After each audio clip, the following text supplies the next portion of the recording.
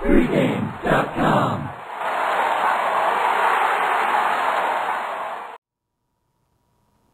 Texans at Bengals. Cincinnati a 3-point home favorite.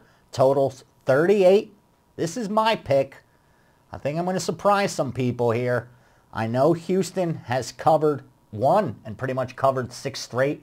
5 out of 6 they covered, 1 push.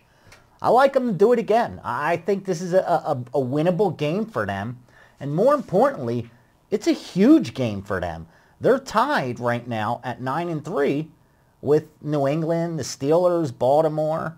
I mean, I don't know who has the tiebreaker. But at the end of the day, this team's playing for something. It's either home field advantage or at least a bye. And few teams need a bye in the playoffs to get healthy as bad as Houston does. So if they have a winnable game ahead in front of them, I think you're going to get a max effort. And the thing that I looked into was the weather, because that is going to concern me with a team like Houston. But what I found is this team plays better on the road. And I think that credit to being a running team first. They score more on the road than they do at home. And because of the fact they like to run the ball and they're successful running the ball, I'm not worried that they're playing in that cold Cincinnati weather. I thought Cincinnati was not playing above their heads. I think they were getting too much credit. We came into the season expecting them to be so bad that even at 500, it would have been a banner year. But it started off with a kind of a soft schedule. And I expected as soon as it got hard for us to see the team that was projected to win less than 5 games, 6 games.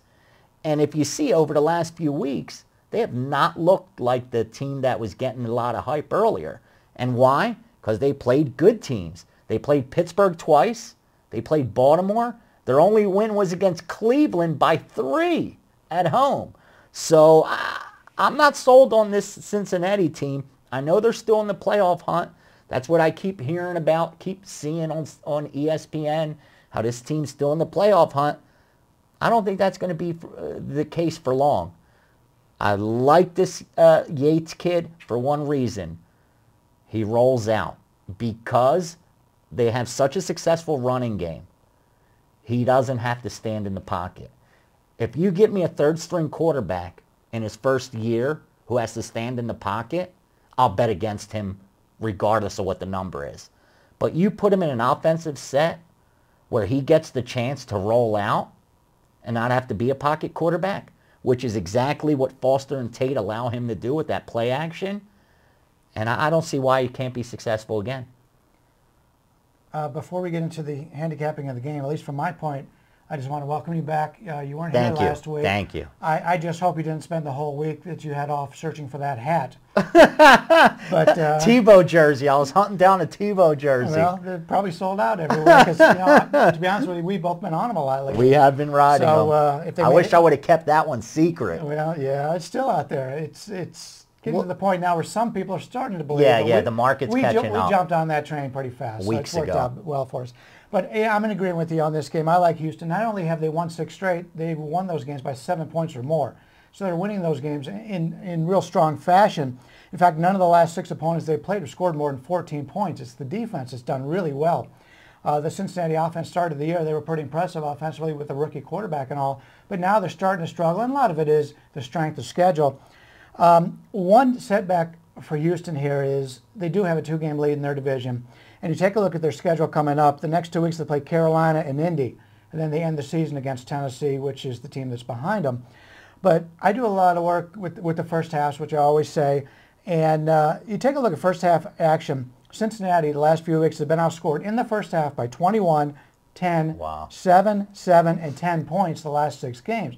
So they're not even giving them a chance in these games. They're falling behind early. And if you follow Houston, they scored first in 10 of their 12 games. So it's a team that Houston, chances are, they're going to take an early lead in this game. And Cincinnati coming up back against that defense is going to be really tough for them. I agree. I think Houston's the right side. You touched on the Houston defense. They are second in total defense. They allow 15.8 points a game and only 49% completion percentage. You saw what the Steelers defense did to Dalton, the problems he had. I expect the exact same thing to happen. And this is one of those plays where usually I wouldn't be on it at all. If anything, I may look to fade it. You have a Houston team, like I said, who's coming in, covering all these numbers. And when you look at their ATS margin, they're plus 86. So you expect a regression.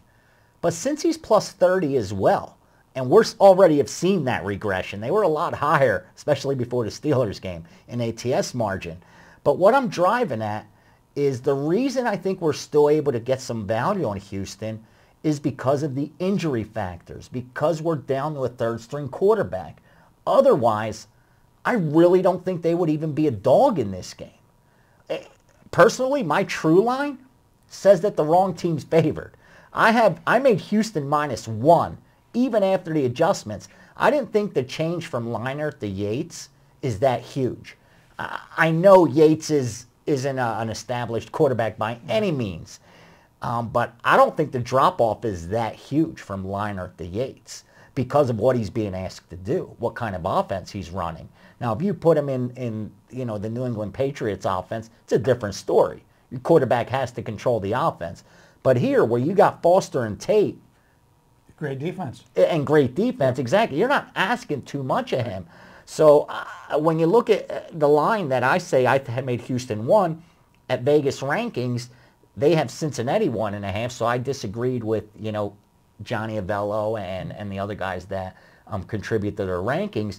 But even with their number, this shows value. 3 when they made it 1.5. So that gave me a little more confidence that some of the odds makers also think this line's a little high.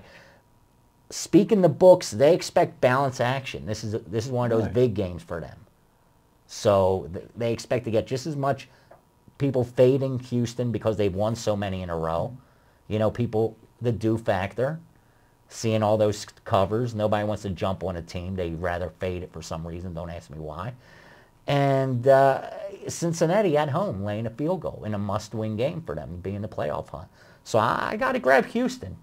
Any disagreements? Anything to add? Not at all, other than to say that I thought the line would go down. But if they think it's going to stay at 3, that's even better for my clients because I may end up with Houston on this side. So. Yeah, I wouldn't be surprised if the sharper ones, because I saw some plus 100s, even 105s out there. Yeah. So I wouldn't be surprised to see some 2.5s. So I would go ahead and grab the 3 now. It's out there. I'd grab it now. Sharp guy like him likes it. You could be sure other sharps are going to grab it too.